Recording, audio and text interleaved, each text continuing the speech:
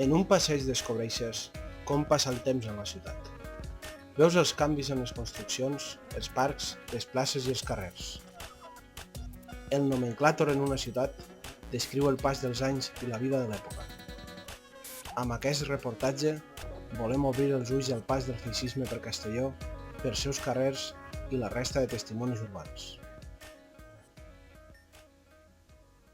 La bibliografia sobre la història dels carrers és minsa i centra l'atenció en el centre de la ciutat. L'últim llibre és de l'exalcalde de Castelló, José Luis Gimeno. Els seus comentaris, adulant el caudillo, van aixecar una polseguera política important en la ciutat. Finalment el llibre no va arribar a les llibreries.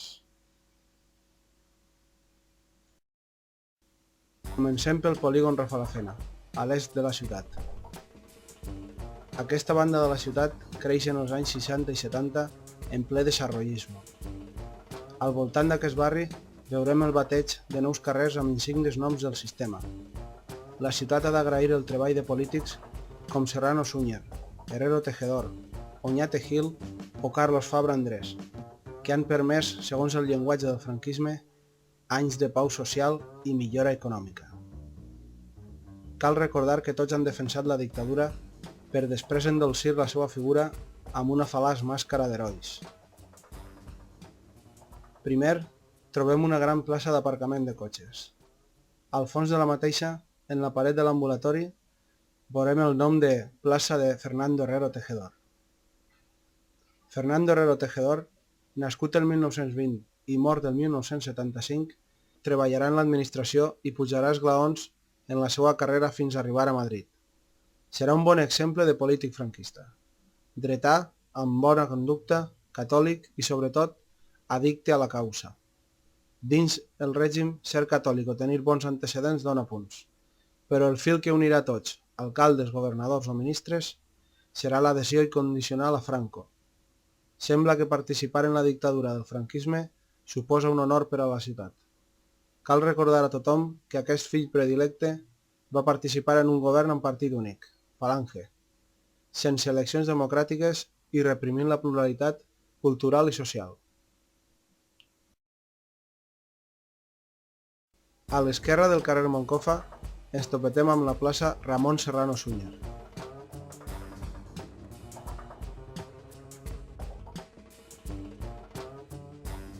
Ramon Serrano Súñer, nascut a Cartagena el 1901 i mort a Marbella el 2003, fou advocat i polític. Va estudiar a Madrid, Roma i Bolonya i va guanyar una plaça com a advocat de l'Estat. Va ser dirigent del partit conservador Acción Popular i amic de José Antonio Primo de Rivera i Gil Robles. Com també va ser admirador dels règims feixista de Mussolini i del nazi de Hitler. Com a ministre de Governació i d'Interior de l'any 38 al 39 i d'Afers Exteriors de l'any 40 al 42, va ser responsable de la Ley de Administración del Estado, bastint l'administració franquista amb el mirall del centralisme feixista, i va organitzar també la depuració del funcionariat, la repressió dels vençuts i la deportació de milers de republicans als camps d'extermini de l'Alemanya nazi. Amb aquest currículum, en els anys 50 l'Ajuntament de Castelló el nomena fill adoptiu i batlle perpetu de la ciutat, i l'any 1988, per increïble que parega, la Universitat Politécnica de Madrid li va atorgar la seva medalla d'or. No sabem per quins mèrits, si per falangista, per repressor o per defensar el feixisme fins la seva mort.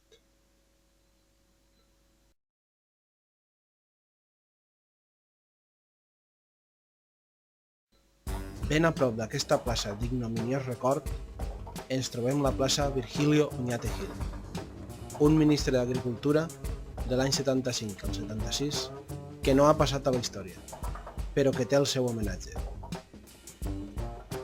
Tot i quedar perplexos, no ens podem oblidar d'esmentar els alcaldes que ens trobem en el nostre camí amb la seva placa. Vicente Traver Tomàs, arquitecte premiat a l'Exposició Iberoamericana de Sevilla l'any 1929 i alcalde de Castelló entre els anys 39 i 42, de dretes i fidel al nou estat. Cal refrescar la memòria i dir que aquests anys són els pitjors en la repressió i l'assassinat dels vençuts en la Guerra Civil.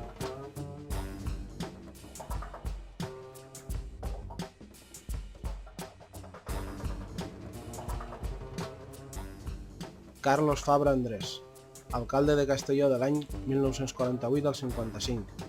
Amb antecedents dretans abans de la guerra, es presenta al governador com a persona de competència professional e incondicional al règim. Cal recordar també que el seu fill, Carlos Fabra Carreras, és l'actual president de la Diputació Provincial de Castelló. També tenim un regidor ben conegut en l'àmbit de la cultura, però col·laborador del nou Ajuntament franquista. Àngel Sánchez Gozalvo, metge, va pertànyer a la Unió Patriòtica de Primo de Rivera abans de la Segona República i va ser fundador de la Societat Castellonenca de Cultura i regidor de l'Ajuntament de Castelló al llarg de 7 anys.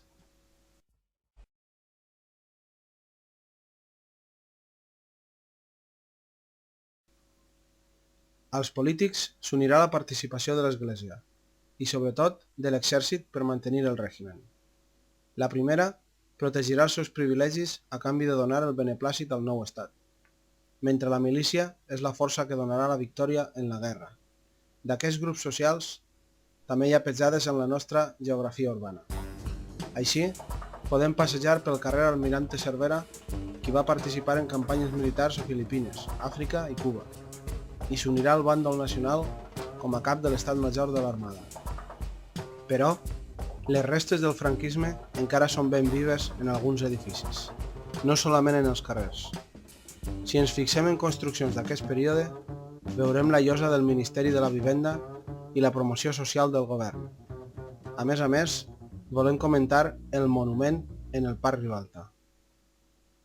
El Parc Ribalta ha estat símbol del Castelló contemporani i ara fa un any que es va remodelar, però només en part, ja que resta la Cruz por los Caídos.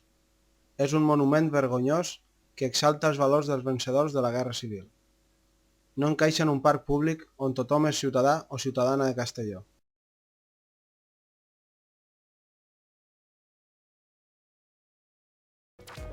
Castelló no és l'únic cas d'oblits històrics. Altres pobles i ciutats van rectificant la retolació dels carrers en sintonia amb una societat democràtica. No es tracta d'esborrar el passat immediat, sinó de restablir la justícia trencada durant tants anys de silenci. Encara hi ha carrers amb el nom del Generalísimo o del General Mola, executors d'una dictadura que va oprimir els vençuts.